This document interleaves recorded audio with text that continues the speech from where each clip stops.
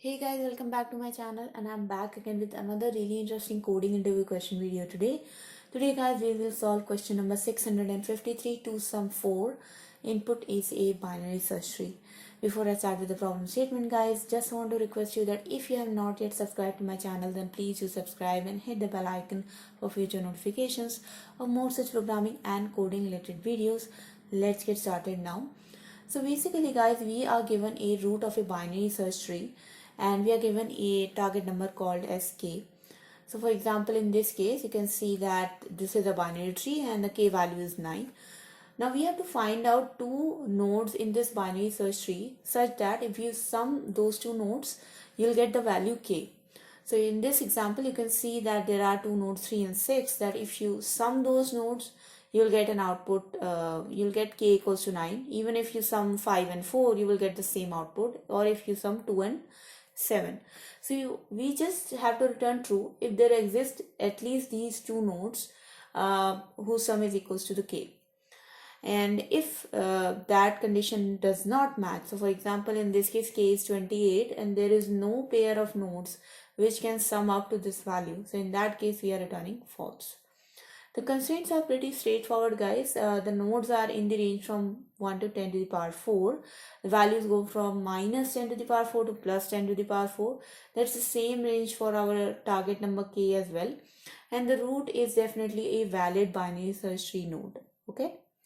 So now that the problem statement is clear to us guys, let's jump to the solution approach.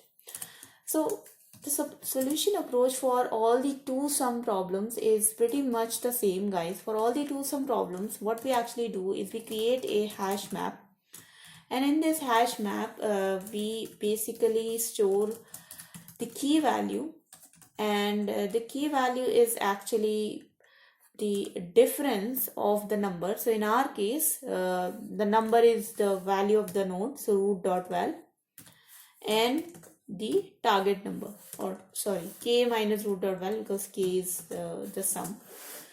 So what we actually do in this map, we store the keys as the difference of the target number and the difference between the target number and the value of the node. Okay, now we will continue to traverse the entire tree, and if we find any node in this tree which matches this key, so for example, let's say the first node I store is k is 9, so 9 minus 5 is 4. If I store here 5 and I come across any node in the tree which is having this key value, then I will simply return true, because it means that there exists two pair of elements whose sum is equals to 9.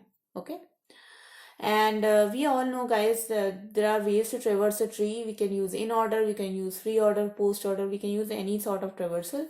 But in this case guys, we are just going to use a simple traversal in which we will check the root node first, then the left node, and then the right node. So basically a pre-order traversal. Okay, so now that the approach is clear to you guys, let's jump to the coding part. Let's jump to the solution now and implement it. So first of all guys, as I told you, we are going to create a hash map. So let me just take this value and convert it into a understandable form. So hash map, integer is the key and integer is the value. Value we are not going to use, but the key is the one which we are going to use. So map becomes equals to new hash map. New hash map. And then what we are going to do, we are going to create a function, and that recursive function is going to traverse our tree. So I'm just going to call that function right now here. So I'm going to name the same name as this function. It is just going to be overloaded. In this function, I'm going to pass the root node, the k value, and my map object. Now let's go and implement this recursive function. Now I'm going to make it private because it's only being called in the main function. And now we are passing here root integer k and my hash map map. Okay, let me remove the comments now. So first thing first, let me just remove this. So first thing first, we have to check if the root value is null or not. So if the root is not equals to null, we are going to implement some code. But if the root itself is equals to null, so for example there is no node and obviously k value is something, then we just have to return false, because if root is null, there is no way we can have a pair of elements to sum up to k. Okay, but if the root is not equals to null, then we have to check if map dot contains key, and that key is going to be root dot val. So if the value of the root node or value of the node is present inside the map, then it means we have found our pair. We have found that second element in our pair, so we can just return true. But if this condition is not true, so that means the else part of it, then we are just going to put inside the map the difference between k and the root dot val, and value could be anything. Okay, now this thing is inside the map. Now we have to traverse the child elements, the left or the right.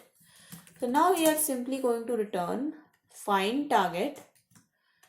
So the boolean value could be, if I find my target element in the left node or in the left subtree, then also I will return true. If I find it in right subtree, then also I will return true. So find target root dot left k and map.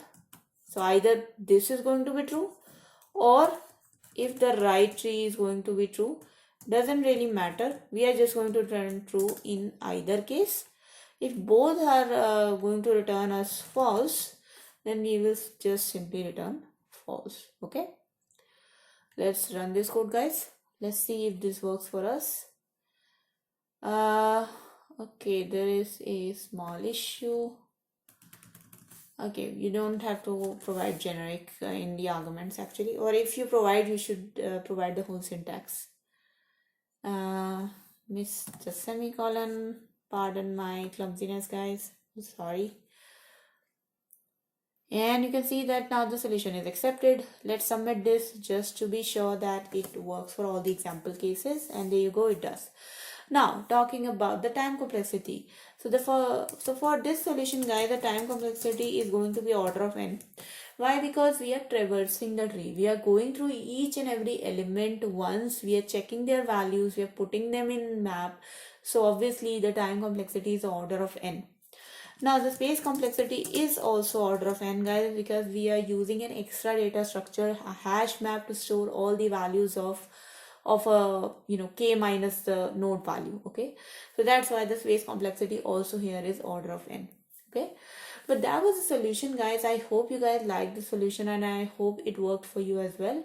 If you did like it, guys, then please do not forget to like this video and share this video with your friends. If you have any further suggestions to this solution, feel free to post them in the comment section below, or any feedback you want to post, you are definitely welcome. Also, guys, if you have not yet subscribed to my channel, then please do subscribe and hit the bell icon for future notifications. And thank you so much for watching, guys. I'll see you guys in the next video. Until then, take care and bye bye.